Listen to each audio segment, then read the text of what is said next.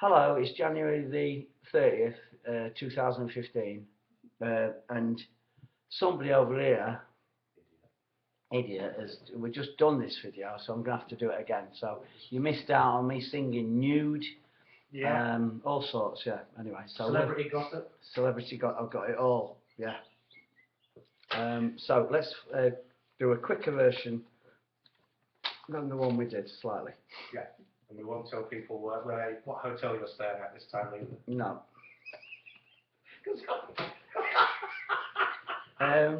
Right, so we're starting off with books. Yes, literature. Well, I just finished War Without Fronts, a book about Vietnam written by somebody. And it was an alright book.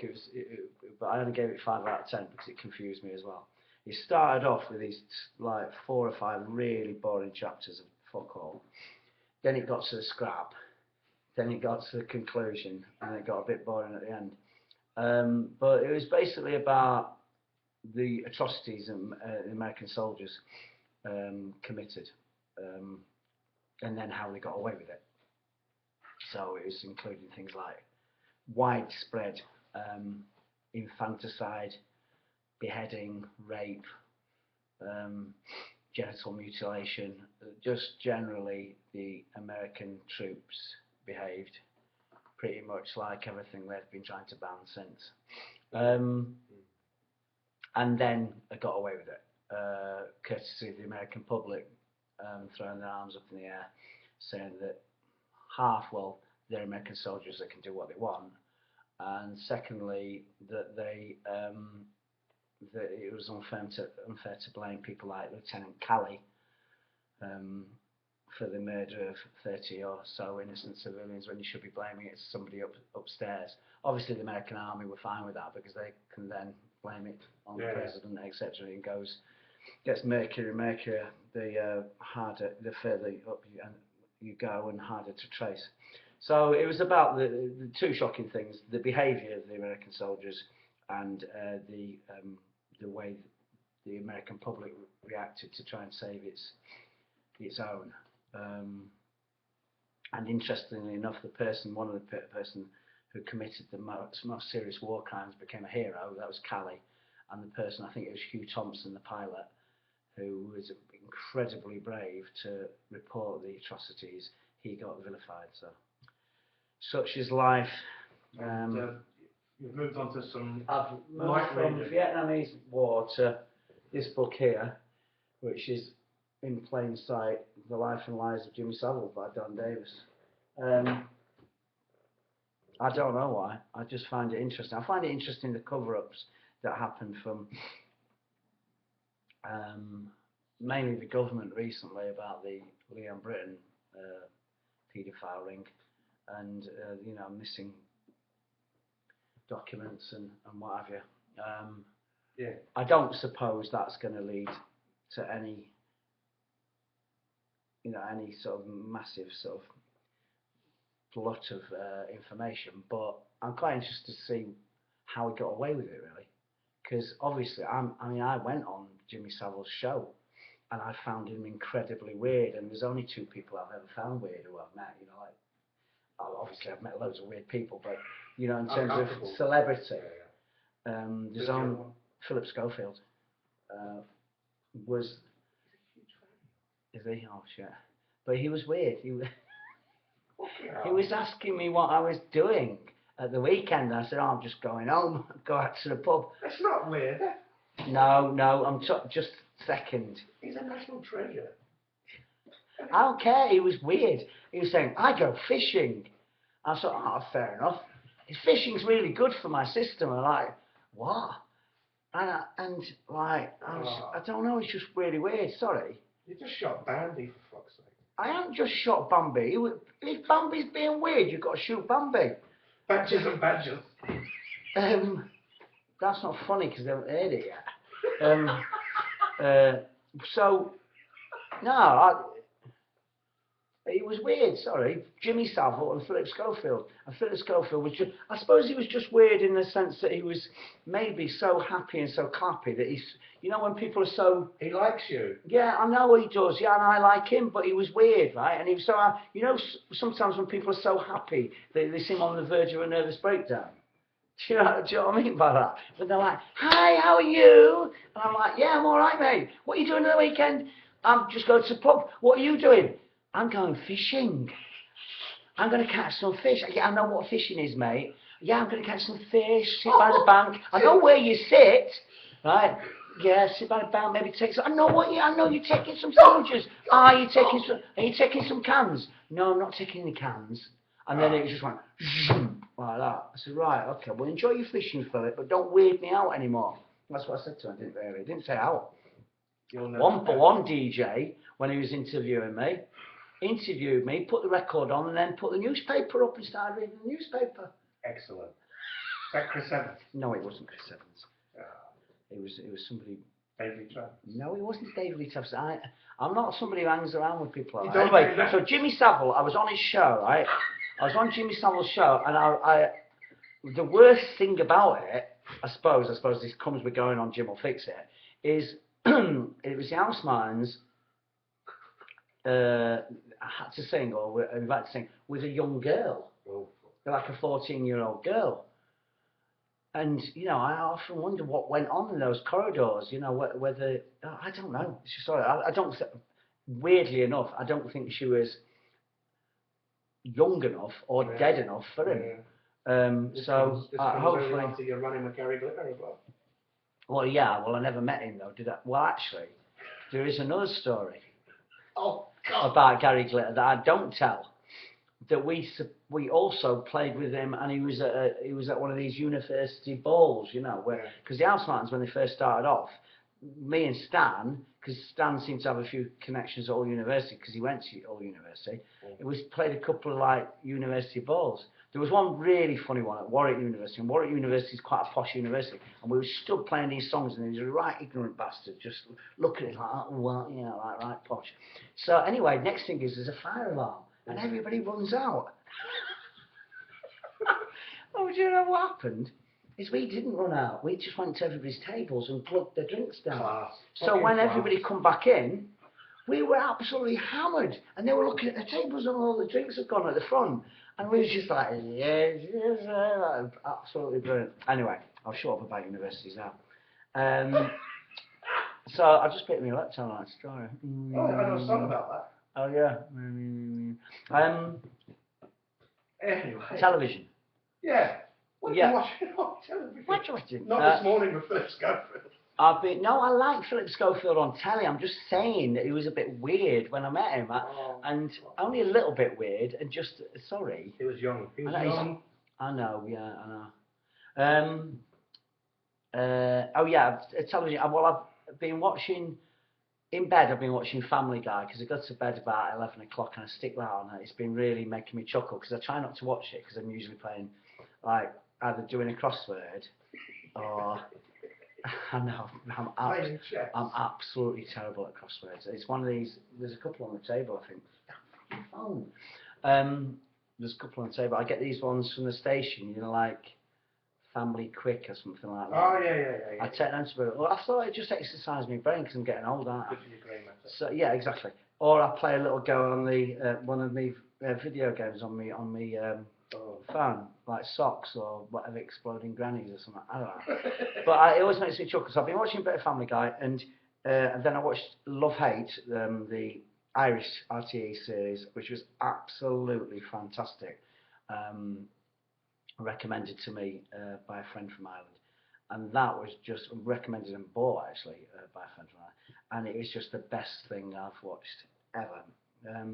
So and then I watched that, I finished that, and I thought I'll watch Breaking Bad, and what a load of shit. I just cannot get into it at all. I watched the whole first series, and two dislikable people, the two main people in it. You couldn't get more characters that are so at the other end of the scale and me, just, oh God, and it's just humorless, storyless. It's going round and round in circles. Yeah. The plot. Right, it's ridiculous. And it's not because it's overrated. I'll genuinely put it on because I wanted to watch another good thing, and everybody said it's good. Oh my God, what a pair of twats. So everybody in it I hate, and so I'm moaning all the way through it, which is not good. Next, what's in the drawer? What's in the drawer? What is in the drawer? Ooh. Oh, we didn't open that one before. No, we didn't open this one before. There's a new thingy bob. What's that? When Saturday comes. No, it ain't. Oh. Wakefield Scooter Club? Incorrect. It's actually Woodmansterne Sports Club, I think. Woodmansterne, I used to play cricket. It's a cricket thing. Oh. That's my old cricket. You know you play cricket. Yeah, I used to play a bit of cricket. I wasn't brilliant at it, but I was alright at it, you know. What else is in here? Tickets. Tickets? What else is in Where? there? Tickets. Well, that one's... Ooh. Yeah, you might open these here. That one there is Italian 90. Oh, And it is at the San Siro. I can't remember what it was. Probably West Germany, Colombia, I think. Here's another one from Italian 90. Oh, Jesus, they're sticking together. I wonder what's happened there. Torino, Stadio dell'Alpi. I think that was Brazil, Costa Rica. What a waste of time that was. I got a ticket right near the front row, and it's new. It's a terrible stadium, Stadio dell'Alpi. Juve and I think Torino have both moved out of it, and you can't even see out. I'll tell you why you couldn't see anything. They put the advertising hoardings at thingy bob level. So it's Brazil versus Costa Rica. They're not hardly Wimbledon versus Sheffield United in the 80s. On the ground, I couldn't see the ball. It's just like watching a load of blokes running around like that. Where's the fucking ball? They could have made them see through, couldn't they? Something. Perspex, sorry. Yeah, and there's a load of tickets in there. There's also some. I mean, who would keep that? That's my teeth. Oh, for God's sake. Yeah, there's a right big one. Look at that. Got one at the top. But they always say you've got to have teeth to sing a song. Do they? I don't know. I just made it up. I mean, I always used to sit me on my lap and say, you got to have teeth to sing a song. Do you know that one? She was a blind woman. And sort of, yeah, various Deutschland Democratic Republic. There's a good one. What team's that? Come on. Don't know. Well, it's a team called Mainz, just south of Frankfurt, I think. Well, what about this? Sporting. Is it Brann from Bergen? Yeah, Norwegian. Anyway, yeah, so there's a right load of crap in my drawer. An old phone. Another old phone. And here is another. Look at this.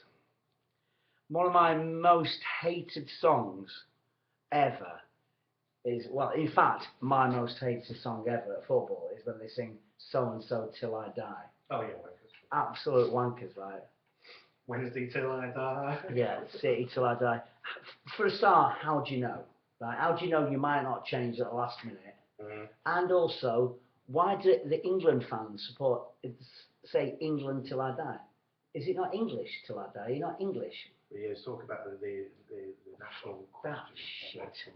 Right, well, anyway, this is what you can say when you're immortal. Immortal till I die.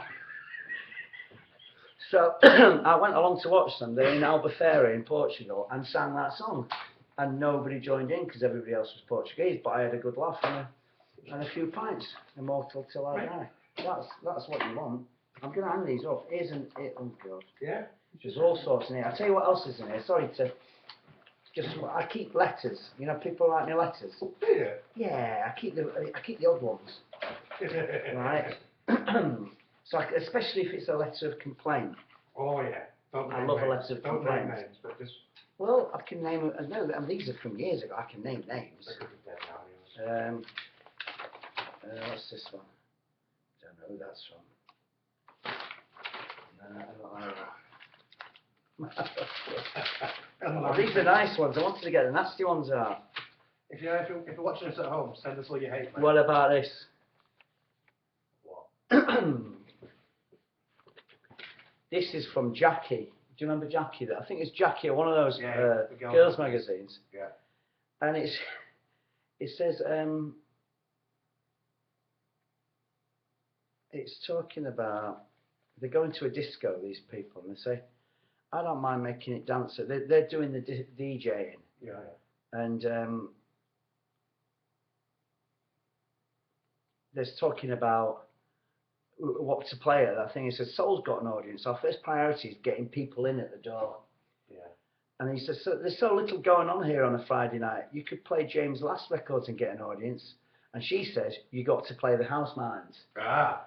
And he says, you're sick, are you? And he says, at least that's one thing we agree on. And she says, what's wrong with the Housemartins? Music snobs. Nothing that a ton of Clearasil wouldn't clear up. They make Doctor and the Medics look like a-ha, and their clothes. I think you ought to play extended mixes or chart records, seeing as your main interest is money, said the lass. Yeah. Whatever happened to Jackie? Yeah. Yeah.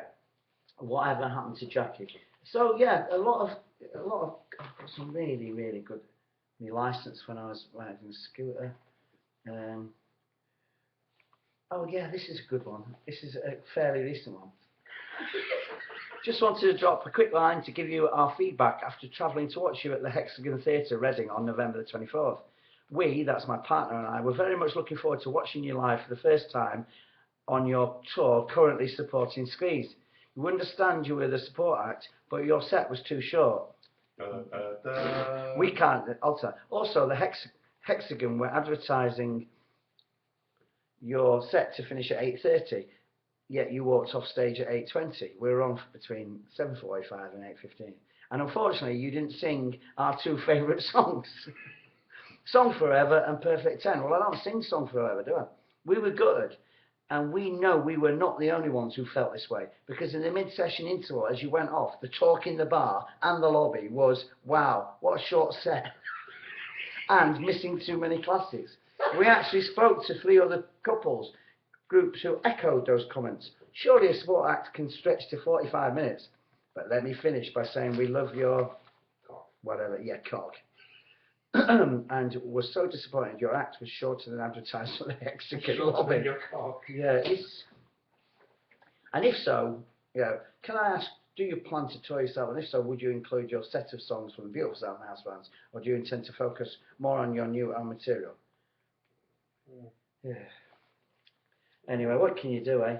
Well, if that's what they're saying in the bar. There's some really, really insulting ones, and there's one. This person here suggested that I was trying to make having listened to your music and read a few of your interviews, I feel you're making a big mistake over your attitude towards other musicians and your own audience. The innuendos in your lyrics, namely of a gay nature, are damaging to impressionable minds. I won't list them, as I'm sure you know what I mean. Also, if you have to slag off other musicians, why don't you be more constructive in your attitude by matching or bettering their music, by producing something of real merit in the charts? Surely this would be professionally more rewarding than trying to turn people's minds against your rivals. Singing about poverty and employment is about as useful as giving Thatcher a pay rise. The people concerned, i.e. the poor and unfortunates, don't need to be reminded how bleak things are. Unless you are a singer making money from other people's sufferings, exactly. Why is it so bad to become a successful independent artist? It's something that needs explaining. What? Hypocrisy should be left out of music. If you're good enough musically, you should have to something of petty trivia, such as this. Your songs are old hat, stale, and stale, and at times boring, which is due to your personal hang-ups and basic lack of belief in some of your songs, which turns them into offensive, damaging personal attacks on your chosen subjects, which you find unacceptable to anyone but yourself. 3. If normal sex worries you so much, why don't you get therapy and correct yourself? Instead of hiding behind a veil of musical subterfuge. Yeah. Is that the guy out of Take That? There was a few about that, actually. Hmm. It's signed, I won't say who it is, just in case they're embarrassed about it, and I'm sure, I don't know. And they should be. And it says, signed, so-and-so, so-and-so, someone straight who won't be baited. Right. Oh well. But most of the letters, I don't get letters anymore. I just people fly things off on It's Facebook and it's interesting tweet. that they took the time to handwrite it as well. Brilliant. Yeah, but these are old letters. That was from our first album. I got a lot of complaints after I Love You But You're Boring about bait straight people. Yeah. What? What's wrong with baiting straight people? I've been baited as a straight person. I love it. They're a minority. Sure. They're being outbred. Right. Anyway, what was we talking about? Oh yeah, we've done the thing about music. Hate mail. Hate mail. What's in the drawer? We're done. Music. I've been listening to quite a bit of Chaz and Dave. Yeah, we like Chaz and Dave, but another one you played, I really like, the guy and his mum.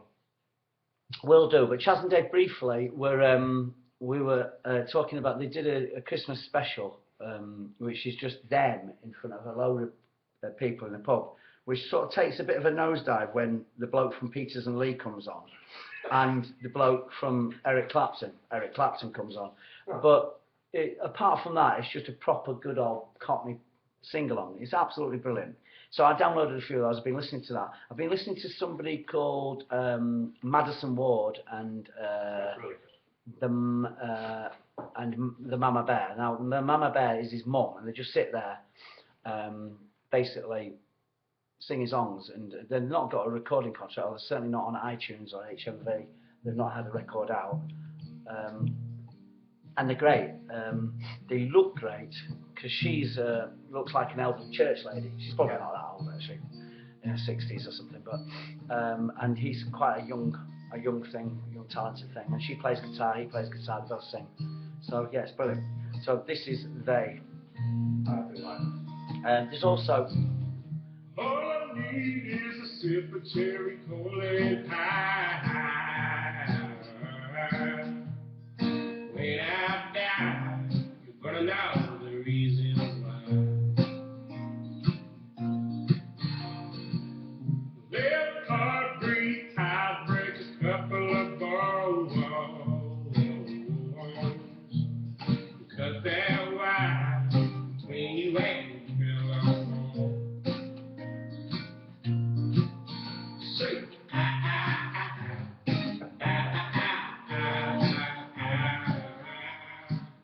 So there's them, and there's a bloke called Doug Seegers, who was a homeless bloke who was discovered by a Swedish journalist who's also a musician. Saw him, look up Doug Seegers on, Doug Seegers Homeless. That's Seegers with 2 E's in the middle.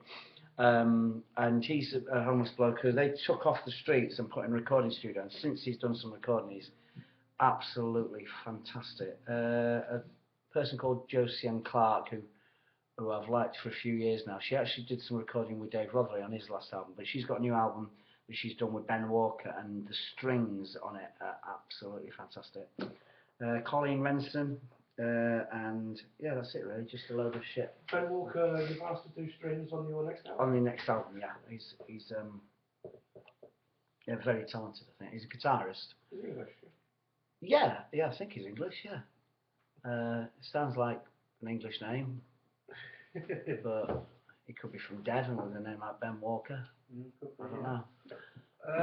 Talking of the next album, Yeah. you've booked yourself in to your regular to write and record. Yeah, well, first of all, yeah, me and Johnny are going to Gran Canaria. It will be nice. I've just finished doing the lyrics. I think I said before in Volendam in the winter, and I've got my lyric book here ready. There it is, and in here is, I think, 30 lyrics. There's 30 titles, and there's sort of, I tend to write 20 new ones and use 10 from the previous album that I haven't used, and then I'll take this book to the next album. The ones I haven't used in here, I'll probably take about 10 from there. There should be that left over, and goes round in circles and like that. I take that book, and I've got a few melodies where I've written the whole song already, which are obviously usually the easiest ones to write. I've got, and it's unfortunate I had to buy them on the internet, my cassettes, 3 of those. I only really need 2, but you never know if one might tangle. And here's the old tape recorder. What's useful about this tape recorder? Well, first of all, it's the tape recorder that I've used right the way back from Happy Hour. So every single song I've ever written, really, that people would know, has been on this tape recorder. But it also doubles if you want to take your own cassettes along to somewhere like Gran Canaria, which is pretty cool. Look what happens here. Hey, it's got a handle. So what you can do is maybe get a couple of batteries from the apartment shop, and off you go. Walking down the beach. Walking down the beach, yeah. Maybe you want to speak to a lady. Hi. I don't know if you heard of a guy called Neil Diamond, but I'm playing him now. That sort of thing. So yeah. So it's lasted remarkably well. It just gets left in my daughter's room until I use it again 2 years later, you know, because we do it a year on of writing and. And then Johnny probably can't wait to record and write with you again. Yeah, I think he's looking forward to it. Oh, That's the phone. you can pause that, can't you? I can pause what, that? No. Let me ring you back, love. 1 second. Alright, bye, love. Bye. We're almost finished now anyway, aren't we? We're almost finished. You were saying before, have I ever lost a song? Have you ever lost a song, yeah? No, but in fact, through the recording, we did a thing called on the One Show, where they were looking at Happy Hour, and I took that recorder and I took the cassettes, and they said, oh, we'll convert the cassettes for you. And so I actually found a song, which I can play you briefly now. So there's a song that me and Stan never never actually recorded, but we rehearsed, weirdly enough. It'll probably be on that. It's quite a foot tapper as well. Yeah, it's all right. So the One Show converted it. So this is in the kitchen at number 70 Grafton Street. And the One Show converted this to CD for me. So you're listening to something that's never been released. Someone's trying to shake my tree. Can't remember it.